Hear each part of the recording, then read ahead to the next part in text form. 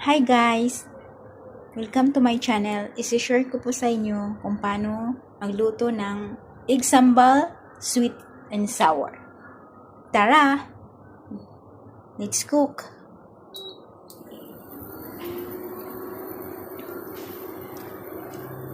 So when I put boiled egg na po siya ha. Boiled egg. Lagyan po natin siya ng flour.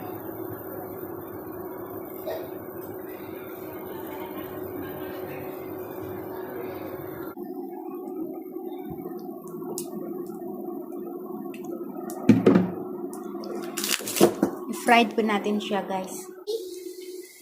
Hintayin lang po natin siyang mag-brown guys. Hintayin lang po natin siya. Okay na po siya. Hintayin po natin siya ng oil.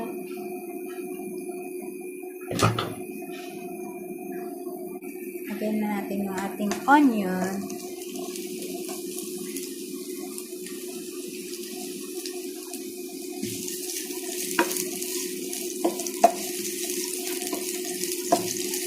Hintayin po natin siyang mag-golden brown.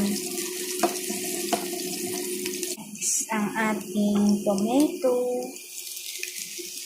Sorry.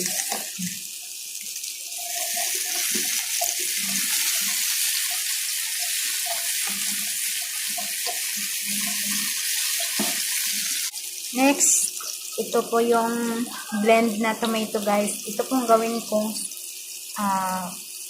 pang-asin. Kasi wala po akong vinegar. Kaya ayan po ang gagamitin ko para sa aking egg sambal, sweet and sour. Tayo na po natin siyang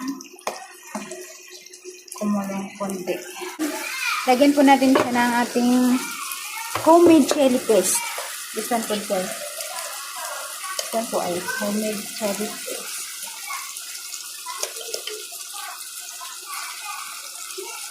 Maybe 3 spoon, 10. Then, ilagay po yung ating sugar. 2 spoons po siya.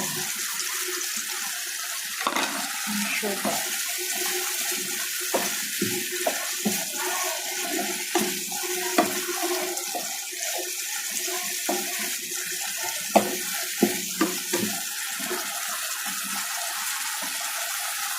Next, yung ating